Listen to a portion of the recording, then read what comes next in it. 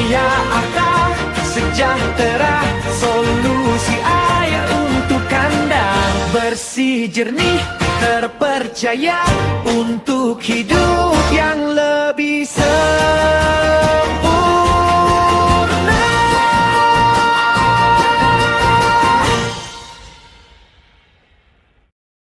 Coba deh bayangin, setiap kali kita pakai air di tempat umum kayak bandara, pernah nggak kepikiran dari mana asalnya?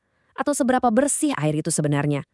Dari sumbernya di dalam tanah sampai akhirnya siap kita gunakan. Ini adalah sebuah proses yang mungkin nggak pernah kita bayangin sebelumnya.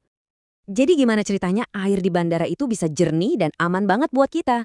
Ternyata di balik setiap tetesnya ada serangkaian proses teknologi yang canggih dan ya tersembunyi. Semuanya bekerja tanpa henti buat mastiin kesehatan kita terjaga. Yuk kita bongkar rahasianya satu persatu. Oke, semuanya itu dimulai dari sini, jauh di bawah permukaan tanah. Ini adalah titik awal yang paling krusial, di mana air mentah diambil langsung dari sumber alaminya. Tapi jangan salah sangka dulu ya, air ini masih jauh banget dari kata siap pakai. Ini baru awal dari transformasinya yang panjang.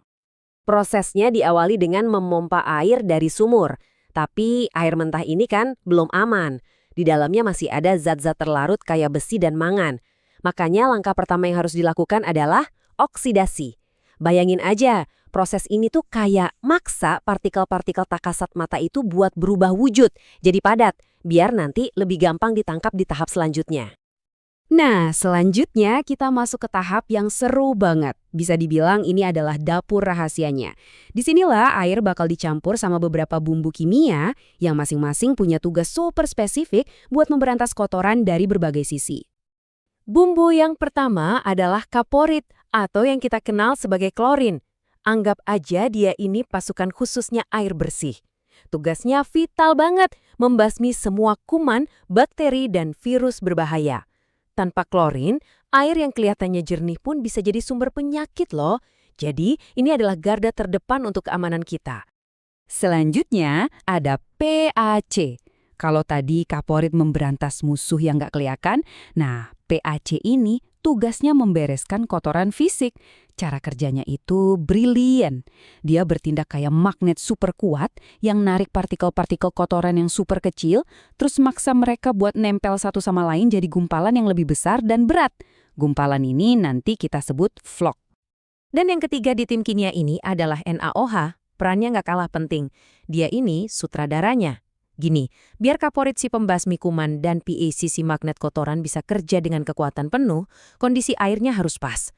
Nah, NaOH inilah yang ngatur tingkat keasaman atau pH air, menciptakan panggung yang sempurna biar semua proses pemurnian berjalan maksimal. Oke, setelah semua kotoran berhasil kita gumpalkan, tantangan berikutnya adalah gimana cara misahin gumpalan itu dari airnya. Nah, sekarang saatnya kita biarkan kekuatan alam, yaitu gravitasi yang bekerja. Di sini ada dua aksi penting yang terjadi. Pertama, flokulasi. Airnya diaduk pelan banget. Tujuannya biar gumpalan-gumpalan kotoran tadi jadi makin besar dan makin berat. Setelah itu, airnya dibiarkan tenang, nggak diganggu sama sekali. Proses ini namanya sedimentasi. Disinilah gravitasi mengambil alih, menarik semua gumpalan berat itu jatuh ke dasar tangki, dan meninggalkan air yang jauh lebih jernih di bagian atasnya. Air kita sekarang udah jauh lebih bersih. Tapi, tunggu dulu. Belum sempurna. Masih ada kemungkinan partikel-partikel super halus yang lolos. Disinilah tahap penyaringan ganda bekerja, buat memoles airnya sampai benar-benar sebening kristal.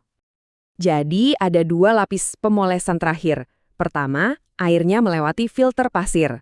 Ini kayak saringan yang super rapat, yang tugasnya nangkep sisa-sisa kotoran fisik terkecil sekalipun. Nah, setelah lolos dari situ, air masuk ke filter karbon. Kalau yang ini tugasnya beda, bukan lagi soal fisik, tapi soal rasa dan bau. Karbon aktif di dalamnya tuh kayak spons ajaib yang menyerap sisa bahan kimia dan menghilangkan bau atau rasa aneh. Jadi airnya nggak cuma bersih, tapi juga segar. Dan akhirnya, setelah melalui serangkaian proses yang intensif tadi, tetesan air kita telah berhasil dimurnikan. Sekarang, air ini sudah siap untuk tahap terakhir sebelum akhirnya mengalir ke keran-keran di seluruh bandara. Tapi tunggu dulu. Air yang sudah murni ini nggak langsung dialirkan begitu saja. Air ini disimpang dulu di dalam sebuah tangki penampungan raksasa yang namanya reservoir. Fungsinya ini seperti bank air bersih. Tujuannya buat memastikan pasokan air bersih selalu ada dalam jumlah besar kapanpun dibutuhkan. Jadi, yuk kita ulas lagi perjalanannya dengan cepat. Air diambil dari sumur, terus masuk ke tahap pencampuran kimia, kotorannya diendapkan lewat sedimentasi, disaring sampai super jernih dengan filtrasi ganda, dan terakhir disimpan di reservoir. Luar biasa ya, perjalanan setetes air aja bisa serumit ini. Nah, ini membawa kita ke sebuah pemikiran yang menarik ya. Proses yang baru aja kita lihat ini, yang mengubah air keruh jadi air bersih yang aman, seringkali terjadi tanpa kita sadari. Ini bikin kita bertanya-tanya, proses-proses tak terlihat apa lagi sih yang sebenarnya bekerja tanpa henti di sekitar kita, yang menopang kehidupan modern kita setiap harinya. Sesuatu untuk kita renungkan bersama. Toya Arta Sejahtera, solusi air Anda.